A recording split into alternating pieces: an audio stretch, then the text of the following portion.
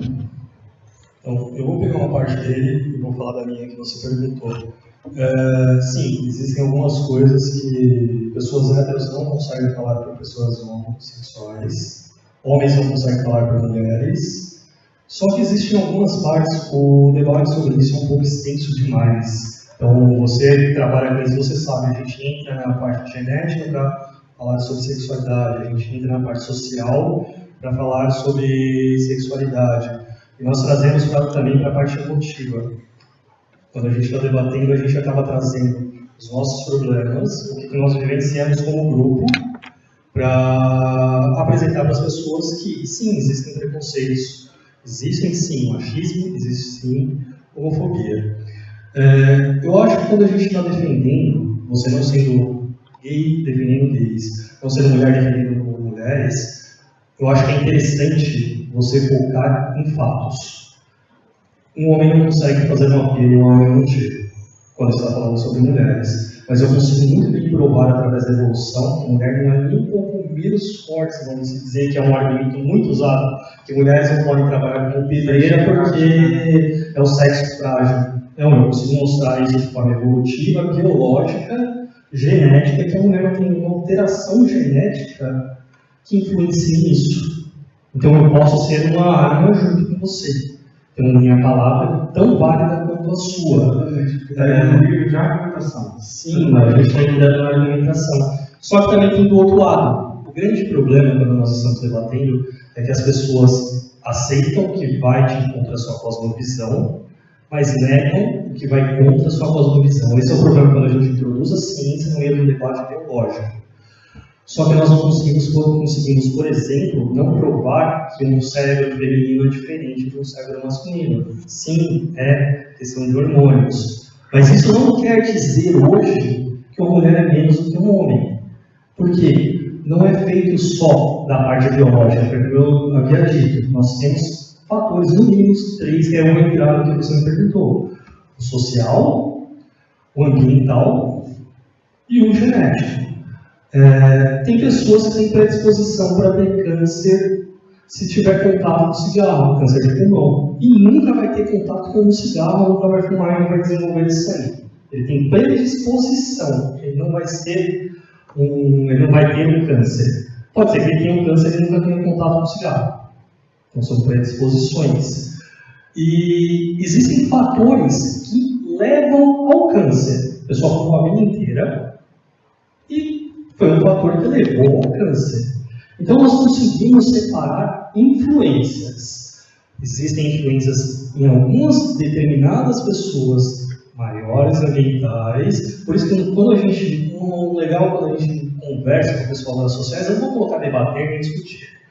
Quando a gente conversa, é porque fica aquela briga, não, mas as sociais têm prevalência em cima do genético. O genético tem prevalência em cima das sociais.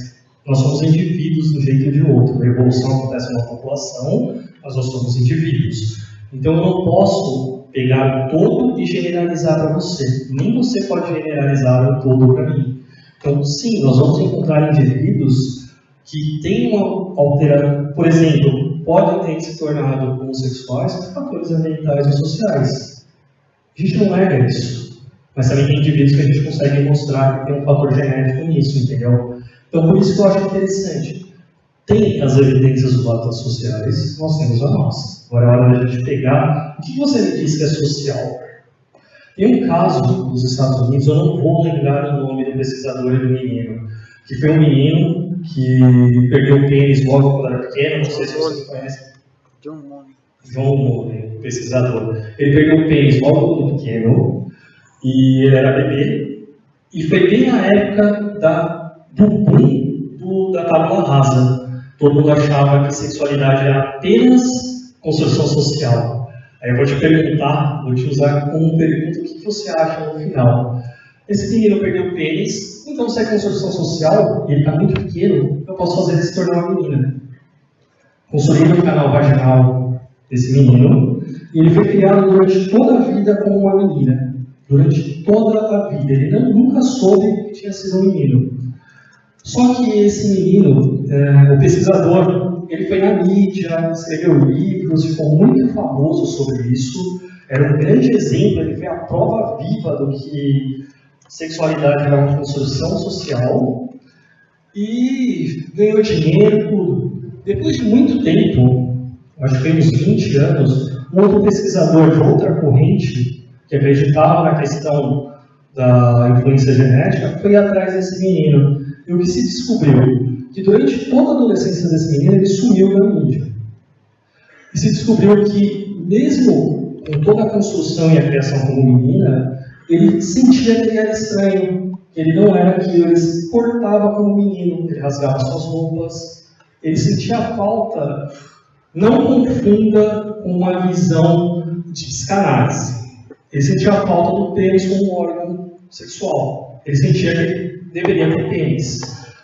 Por que eu penso para não confundir com psicanálise? Psicanálise é cabeça. Isso pode ser uma questão hormonal mesmo. Ele sentia essa falta. Esse menino tentou se matar, passou a vida inteira em psicólogo e o pesquisador escondeu ele da mídia. Afinal, ele era o herói do novo mundo. E com isso, esse menino tentou se matar várias vezes, ele fez uma nova reconstrução para um pênis e voltou a se apresentar de novo como menino. Ele nunca soube que foi um menino. Só depois de adulto que contaram a história para ele, ele ficou sabendo. Acho que depois de um tempo ele acabou se matando por depressão por causa disso. Ele nunca se... Primeiro, ele nunca... A mãe dele fez tudo isso sem contar para ele, então ele nunca aceitou essa relação com a mãe dele. E ele não se sentia completo porque ele queria saber como aconteceu, ele perdeu a infância dele toda, acredito, tentando se transformar numa menina, faziam ele tentar ter um contato do seu próprio novo órgão sexual para verificar se ele estimulava ele, e aconteceu isso, e ele acabou se matando. Aí esse é um grande exemplo que eu pergunto, será que é só construção social mesmo? Será que esse é um exemplo um pouquinho emblemático para a gente pensar um pouco se não é os dois? Porque se fosse só construção social, esse menino teria até vivido como menino até hoje, não teria problema nenhum. Então existe um que a mais que pode estar conectado com o hormônio, com o próprio cérebro da criança e outros pontos. Não sei se eu consegui responder o que você queria. Então, isso eu gosto de fazer uma coisa. Vamos tentar, desculpa, que ele vai falar, já são horas. 7h36. Só perguntar assim, tem mais alguém que gostaria de fazer alguma pergunta? Aonde? Não estou vendo. Tem mais alguém que gostaria de fazer alguma pergunta? Se tinha existido. Então depois passado para ele fazer a dele. Pode falar. Bom, eu queria estar tocando nos temas aqui com relação aos hemisférios cerebrais. A princípio, entre outras diferenciações, costuma-se considerar o hemisfério esquerdo como o hemisfério da novidade, da absorção de conhecimentos novos, e o hemisfério direito como da consolidação, da repetição das experiências. De modo que, por exemplo, pessoas de idade mais avançada podem sofrer danos no hemisfério esquerdo com praticamente nenhuma consequência, ao passo que qualquer dano mínimo no direito às vezes causa um estrago fenomenal. Eu gostaria de voltar um pouco na questão da relação à genética e ambiental, que ambas se dividem em duas partes. Uma coisa é a dimensão filogenética, ou seja, aquilo que você herda dos seus antepassados. Estruturas genéticas que podem ser instanciadas e podem se manifestar em você. Mas existe também uma questão ontogenética ou endogenética, como se fala, você pode ter uma especificidade. Você pode ter passado por uma mutação ou uma coisa que só se ativou em você e que seus ancestrais não têm. Então, não necessariamente tudo que você apresenta em termos genéticos é herdado. Tem coisas que são suas, podem ser originais, apesar de estar lá nos seus genes. E na questão ambiental, também você tem duas dimensões. Você tem a dimensão ambiental direta, que é o seu contato físico com o ambiente mesmo, os seus estímulos que você recebeu, acidentes que você pode ter passado, experiências muito específicas. E você tem a dimensão cultural, que é diferenciada. Então, você tem que aprender a distinguir todos esses níveis para evitar determinadas confusões. Uma questão interessante que levantou mais uma vez e gostaria de dar uma contribuição a respeito do homossexualismo, do ponto de vista evolutivo, ele é um bocado difícil de explicar. Tem uma tremenda contenda a esse respeito, a princípio pelo fato óbvio de que o comportamento homossexual não seria selecionado. Né? A princípio, se ele tende a não deixar descendentes, então não deveria ser uma coisa selecionável. Mas existem explicações alternativas, existem algumas teses de que, por exemplo, o bissexualismo seria vantajoso em alguns contextos, porque ele diminuiria certas tensões e o indivíduo, ao invés de se colocar em situações de conflito, onde ele poderia morrer, ele prefere ter uma relação homossexual e poderia sobreviver. Tem algumas coisas que vão nesse sentido e outras que atrelam uma potencialidade para a homossexualidade a uma outra estrutura genética que tem outras consequências favoráveis. Então tem mais de uma forma de você lidar com isso. E eu tenho uma visão mais clara, eu não tenho nenhuma dificuldade de aceitar que algumas pessoas nascem com a propensão homossexual irresistível, assim como muitas pessoas héteras. Mas você tem os bissexuais, você tem alguns que têm uma inclinação mais maleável. Então alguns podem ter algum limiar de escolha, enquanto outros não. O próprio Oliveira, na sua famosa resposta ao Silas Malafaia, que é um vídeo excelente, mas eu acho que infelizmente ele, como resposta para o que o Malafaia falou, deixou um pouco a desejar, porque ele colocou uma série de dados e esses dados acabaram sendo probabilísticos. Ele colocou, de fato, determinadas inclinações genéticas, estudando com gêmeos, na maioria dos casos gerou uma orientação homossexual, mas nem todos. Então sobrou alguns, ou seja, parece que tem uma flexibilidade sim, em algum ponto. Agora eu vou de fato para... voltando um pouco à questão que ele colocou aqui, o nome do pesquisador é John Money mesmo, de dinheiro, tem até umas piadinhas a esse respeito. Mas esse caso do Brian, que depois virou Brenda e depois voltou a ser Brian, não é o único. Tem outros casos com consequências parecidas, inclusive um caso atual, eu não me lembro, mas tem vídeo sobre ele, que já foi na Escandinávia, e ele reverteu depois essa operação, ele está vivo até hoje, inclusive dá depoimentos a respeito, e tem outros casos também. O Steven Pinker, no Tabula Rasa, lista uma penca de casos desses. Em alguns casos deu certo, mas na maioria não deu, esse processo de transformação. O que eu acho que é a afirmação de que, principalmente, a identidade de gênero, a homossexualidade seja uma questão de construção social total, eu acho indefensável. Ele necessariamente é uma interação de fatores com um forte componente de inclinação genética. E, bom, tem várias evidências que se usam, o Pinker cita uma horda delas, e tem várias outras, mas se eu quiser matar o assunto, eu acho que eu tenho um dado que você estuda que é totalmente impossível você escapar. Vai estudar trissomias do cromossomo X e Y. Você vai ver as pessoas que têm cromossomo Y duplo, Y triplo, ou triplo X, triplo... Quanto mais X você tem, mais feminino é o comportamento. É impressionante, é mais estereotipado. E Y também. E você escapa completamente ao controle. Essa evidência é muito forte. Se você for observar, você não demora muito a ver, que você fica meio que sem ter para onde ir, né? Tem um vídeo do Pirula que ele é fabuloso com relação à homossexualidade ponto final. E ele fala sobre homossexualidade. Ele coloca na tela, para ficar mais fácil de você entender. Existe o homossexual, existe o heterossexual, e no meio uma variedade quase infindável de bissexualidade. Existem pessoas que são bissexuais e não sabem que são, porque elas confundem aquele desejo ali com uma amizade ou um amor diferenciado pelo colega, que na verdade é um desejo sexual que está reprimido. Então, assim, essa questão ela é muito mais complexa e é um objeto de estudo muito novo. A homossexualidade como objeto de estudo de forma objetiva, ela não tem, acho que nem 20 anos, porque antes disso era muito difícil de você conseguir. Agora está proibido, né, falar sobre isso, né? Inclusive, tem um outro fato interessante também, que algumas pessoas estão começando a dar uma atenção agora, é que a motivação que levou muitas pessoas a aderir ao celibato religioso podia ser uma inclinação homossexual, como era reprimida violentamente na sua cultura de época, o indivíduo preferia não ter essa vivência sexual e acabava indo para o mosteiro. E só para pontuar o que eu falei que eu esqueci, ele tem que se diferenciar muito a questão da identidade de gênero e sexualidade. Não tem nada a ver uma coisa com a outra. Uma pessoa pode muito bem nascer com sexo biológico masculino, se identificar, ter identidade de sexo feminino e ainda assim ser uma lésbica. E ela continuar gostando de mulher.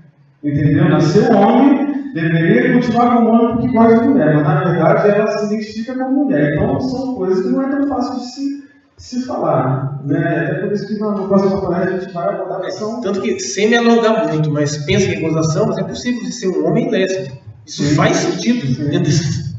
E vice-versa. Até me perdi um pouco aqui. Mas tudo bem, vamos voltar para as perguntas que me fizeram sobre a pressão cultural seletiva. Positiva e negativa. Positiva e negativa. Bom, tem vários exemplos, mas eu vou ancorar novamente a questão evolutiva que você tem na natureza. Você estuda comportamentos altruístas e comportamentos egoístas. Um ponto interessante é que dentro de uma população, em geral, uma população que está no estágio evolucionário que é mais altruísta, um egoísta lá dentro vai levar vantagem. E é por isso que o egoísmo muitas vezes prospera. Mas se esse egoísmo passar se disseminar em grande quantidade, aí esse grupo passa a levar desvantagem em relação a outros grupos. Aí vem uma questão que até colocaram antes, da seleção de grupo, da seleção de indivíduo, espécie, gênero. Na verdade, a seleção natural trabalha de várias formas.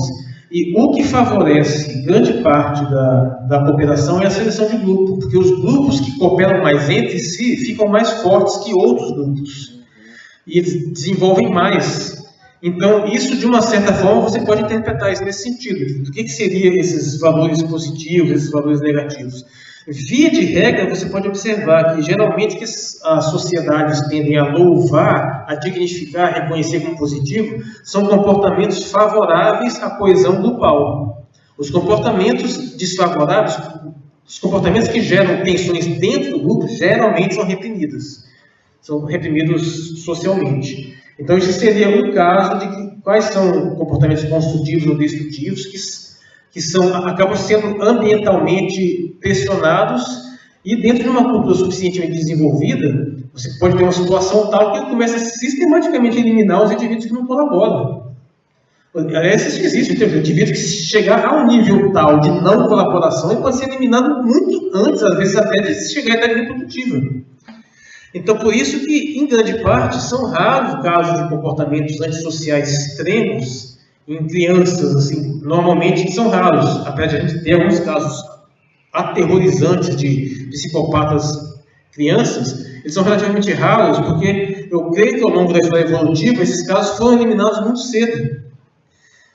Agora só que tem aquela explicação, né? Como nem tudo você é filogenético, às vezes é ontogenético, então alguns desses comportamentos ainda continuam se manifestando. Bem, tinha uma outra questão. Não, agora eu tenho uma. Vai fazer a pergunta às 3 restantes. Na verdade, quando respondeu as 2, já respondeu 4. No caso, eu só tenho mais uma pergunta, outra que apareceu do rapaz que fez ali. E eu queria só fazer um pequeno adendo. Esse vídeo é muito bom mesmo, eu aconselharia até todo mundo ver. E sobre essa questão que ele mencionou sobre essa divisão social, humana, biológica, isso é um problema que eu tenho muito debatendo com as pessoas. Não querendo falar mal da área, mas eu vejo uma tendência da área de humanas de eles não querem usar a ciência, descobrir a verdade. Compreende? Eles tentam anular os termos, ao invés de achar pontos de encontro, usar a dialética, chegar a conclusões. Eu vejo muito isso até na psicanálise, por exemplo, que, quer dizer, é uma piada, na minha opinião. Você vê que a associação livre é zoada faz anos em filmes, em desenhos, em toda a cultura. E até você vendo a tendência de Freud, você fica que não é ciência, compreende? Se você realmente sabe que é ciência. Então, isso é uma coisa que eu vejo muito na área de humanas, e é o que eu quero dizer, respondendo a pergunta dele que você já respondeu. Tem como diferenciar o que é social, o que é comportamental, o que é biológico, tem coisas que realmente não dá, como por exemplo a sexualidade, que você vê que não mistura. Esse vídeo que o Lula fala sobre isso, fala sobre matizes, isso é muito interessante, né? Tem uma gradação e tem toda essa questão que vocês já trouxeram, que tem a identidade de gênero, a sexualidade e o sexo biológico. São três coisas totalmente diferentes. Eu queria falar sobre ele e sobre o Marcos. Eu acompanho o site do Marcos, como eu já falei antes, e é muito engraçado, porque eu já me comuniquei com ele por e-mail e rola um confirmation bias muito grande. Faz até mesmo um círculo completo, porque quando eu penso sobre confirmation bias, logo depois, uma semana depois, ele fala sobre confirmation bias. Então, muitas das nossas ideias, elas se batem, se conectam. Eu até mencionei para ele por e-mail que vários dos desenhos que ele tem da filosofia dele, eu tenho no meu diário também. São coisas que são parecidas. Mas aí, minha pergunta que eu quero fazer. Eu entendi tudo que você falou, só que eu não concordo com a sua conclusão. Você, por exemplo, aplicou na Vale de Jordana e disse que seria mais fácil cortar o mundo. O que é estranho, porque eu cheguei na mesma conclusão que você, mas eu cortaria o contrário, eu cortaria a mente. E aí, no meu caso, você disse que seria mais fácil cortar o mundo. Eu compreendo essa posição, mas é até o solipsismo que você mencionou antes. Quando você traz o solipsismo, você disse que era uma posição extrema. Então eu compreendo, se é uma posição extrema, por que aplicando na Vale de Jordana você caiu para a posição que você é extrema? Por que você não caiu para a posição pragmática, que é exatamente o que eu faço, cortar a mente? Exatamente como o behaviorismo faz. Essa é uma pergunta. E a outra seria sobre o que você falou dessas feminismo, essas coisas que vão também fazendo, essa correção política que está ocorrendo atualmente. Eu queria saber a sua opinião sobre ela. Só vou fazer uma pausa agora para que assim, pode virar para você. Já que quando você tenta 5 minutos para falar, para ele já passou da hora de começar. A próxima. Esse slide de conta. Então já faz logo a pergunta, porque a gente vai encerrar agora. Ele precisa entrar logo por essa, senão a gente vai. Amanhã vai. Eu aqui, de novo. Pode falar. Só comentários, na verdade, sobre a fala de vocês. Vamos lá. Ok, para você primeiro. Respeito sua opinião, mas é complicado você falar em argumentação e deixar de lado o emocional quando a gente está tratando a questão de preconceitos. Por exemplo, é uma mesa composta de 4 homens. Como a gente vai falar de feminismo aqui? Só uma questão assim. Segundo o parágrafo, Fabiano? Isso, Fabiano. Já conheci o exemplo, a história do Brian, Brenda, é realmente muito bom. E eu acredito realmente nisso, na questão natural, social, cultural, dessa fluidez de construções. A Simone de Beauvoir disse que não se nasce mulher, forma-se mulher. Isso é uma questão a ser posta em prática e discussão nessa história. E, por último, acho que também é uma questão de dificuldade de aceitação não binária do sistema de gênero. A gente só pensa na questão masculina e feminina, mas a gente sabe que existem construções de gêneros não binárias. Então, se a gente só pensa que ou nasceu homem, cortou o pé e virou mulher, está na hora de discutir. É que depende do que você está falando. Se a gente falar em questões genéticas, nós temos X e Y. Mas existe intersexo, né? Isso é uma coisa que eu queria fazer. Eu acho que ficou parecendo que eu sou das ciências sociais, mas eu sou da biologia. A gente é um pouquinho. E por último, para o Marcos. Ok, você tem mais ou menos. Só uma adendo bem pontual. Tratar de homossexualidade é homossexualidade, não homossexualismo, nem homossexualismo. O movimento dá uma criticada nisso, é bom estar atento nas falas. Só essa complicação. Obrigado. Eu queria aproveitar essa questão do homossexualismo e do bissexualismo, porque eu também sou ativista em causas LGBTs. E eu só não corrigi porque logo em seguida ele falou sobre o bissexualismo, usando o masculino. E essa questão que a gente, quando bate, ainda não é um consenso dentro do próprio meio LGBT quanto à crítica dessa construção de homossexualidade e homossexualismo. Não é. Eu mesmo sou um dos que bate de frente, porque para mim esse termo não é o termo mais perigoso. Entendeu? Então, assim, ainda que se tenha a mudança que a gente tem que fazer, a gente precisa entender o contexto onde ele foi dito. Entendeu? Ele logo em seguida falou sobre bissexualismo, então não tratou o heterossexualismo. Se você consegue colocar tudo ele como ismo, ele está falando só do masculino, e logo em seguida depois ele falou sobre a homossexualidade. Então não foi de uma forma pejorativa. E quando a gente vai falar em última causa, não estou só de fato criticando, parece que eu estou só criticando isso, mas não é isso. Mas só no sentido assim, quando a gente fala sobre uma causa, é muito complicado. Eu acho que é por isso que eu, por exemplo, não me vejo representado por muitos ativistas LGBT e eu faço a minha própria causa em muitos casos. Eu defendo todas as questões, mas acho que essas oratórias têm umas coisas que eu não concordo muito. Entendeu? Só para... Para pegar esse gancho aí, na realidade eu incorporei essa distinção entre homossexualidade e homossexualismo, eu concordo totalmente, mas é porque eu passei a usar esse termo recentemente, então volto mesmo, estou pensando mesmo. É normal. Bom, gostaria de colocar uma questão a respeito desse comentário que você colocou, tem 4 homens, e como é que vão falar de feminismo? É curioso, porque quando você vai no congresso feminista, tem só mulher, mas elas se acham na vontade de falar dos homens, e eu acho que elas podem falar. Falam do patriarcado, falam do machismo. Então, por que um gênero tem legitimidade para fazer isso e o outro não tem? Eu acho que muitas vezes essas críticas são mal utilizadas. Eu concordo totalmente que não existem experiências pessoais que as outras pessoas que não têm essa vivência não têm como entrar. Isso é fato. Não tem como eu, na minha condição masculina, entrar totalmente em determinadas experiências subjetivas femininas. Isso é fato. Mas isso é uma coisa. Não significa que eu não possa experienciar situações parecidas. Eu posso experienciar um certo sexismo em situações inversas e outra que eu não possa fazer elaborações racionais. A minha preocupação é que esse tipo de argumento da exclusividade da experiência subjetiva ser única, muitas vezes é usado para silenciar uma crítica de outra ordem.